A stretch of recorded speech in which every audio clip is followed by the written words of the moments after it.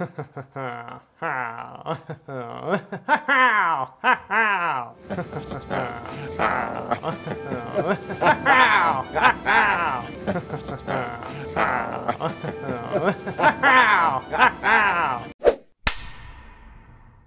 recently watched Jurassic Park for like the 15th time, and then I reread the novel Jurassic Park by Michael Crichton. We will compare the two, see how they're alike, how they're different, and at the end of this video I will try to see if I can somehow figure out which one of these I actually liked better, which will be difficult because it's one of my favorite books of all time, and it's one of my favorite movies of all time. In fact, I almost forgot, but then I remembered right before this review that I own this shirt.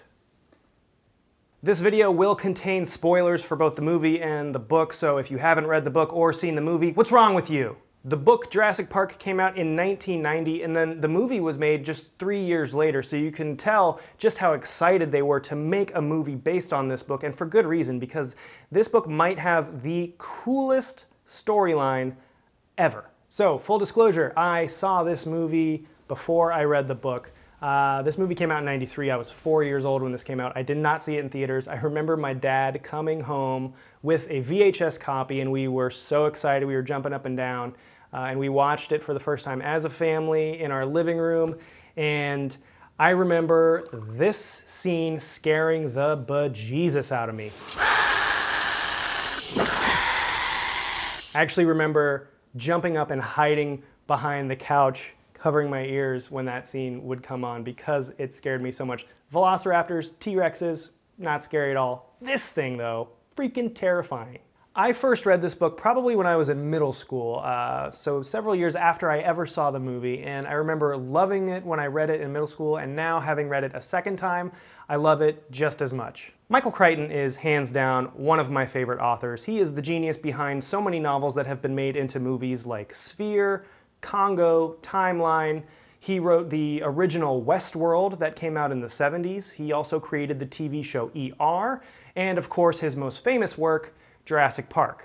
Crichton is a master of suspense and fear and action, but he's also insanely talented at writing about science and technology in a way that's both fun and interesting and educational. You really feel like you've learned something after you've read one of his novels. In fact, Crichton helped write the screenplay for Jurassic Park, and I read that he was friends with director Steven Spielberg, which is why they collaborated together. And while a lot of the original plot of the book is kept intact, a lot is changed for the movie. This book is great at setting the stage for what is to come. The book opens with actually a scene that appears in the second movie, The Lost World. It's the scene where this little girl is on a beach in Costa Rica and wanders off by herself and comes in contact with a little dinosaur, a compy, and she gets attacked. That's in this book, right off the bat. There are actually several parts in this book that make their way into later movies. For example, in this book there is a scene where a T-Rex attacks through a waterfall, and if you remember, there's a scene like that in the Lost World movie. There's also a part in this book where pterodactyls attack some people, and that is reminiscent of the pterodactyl scene in Jurassic Park 3. Some of the most glaring differences between the book and the movie is what happens with certain characters. The character of Ian Malcolm, who is played by Jeff Goldblum in the movie, his character in the book dies. The character of John Hammond, the creator of Jurassic Park, played by Richard Attenborough in the movie, he dies at the end of the book. And then some of the characters that die in the movie survive in the book, like the characters of Muldoon and Gennaro, the lawyer. Both of them survive in the book. In the book,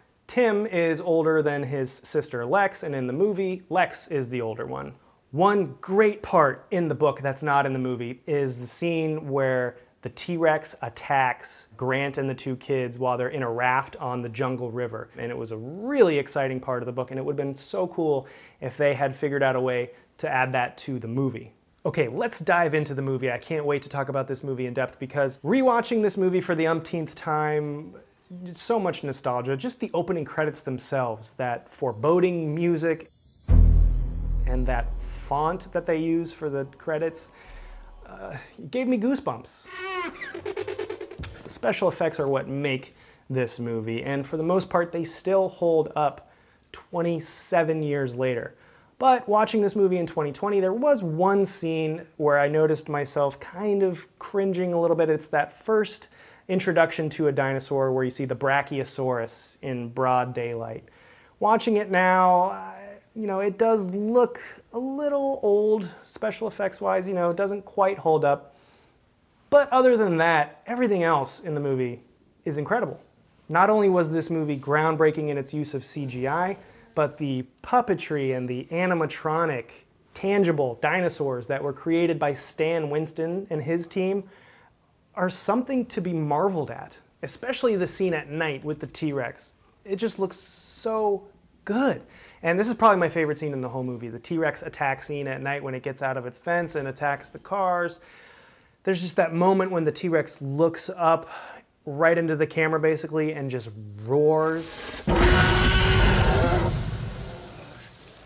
Might be one of the top 5 greatest moments in movie history, in my opinion. And the sound effects, that roar, the sound effects in this movie are awesome. I read that they made that noise, the T-Rex roar, by taking a crying baby elephant sound and slowing it down. And then maybe adding in a couple other noises like a tiger or something. But I mean, that just goes to show you how clever sound effects people can be. If this movie has any flaw, it is this scene, because Timmy totally could have picked up the gun. I can't get it unless I'm mom! Like, dude, what are you doing? Just walk over there and pick it up and give it to him. And, you know, Grant and Sattler, they could have called his name and asked for his help. This movie is amazing. It's a really well-made adaptation of the book, even though they do change quite a few things. The book is amazing. If you haven't read it, I highly recommend you check it out. It's really difficult to say which one of these I like better. Every time I read the book, I think I like that better, and then every time I see the movie, I think I like that better. I love them both equally. All right, I want to hear from you. If you've read the book and seen the movie, which one did you like better and why? What are some of your favorite moments from the book or the movie? Comment below. I want to read what you have to say. And if you could do me a favor, I'm trying to get to 100 subscribers, so if you could subscribe to my channel if you're a newcomer, or share some of my previous videos with your friends and encourage them to subscribe, that would be greatly appreciated. Thank you so much for watching. Stay tuned for more videos in the future. See you later.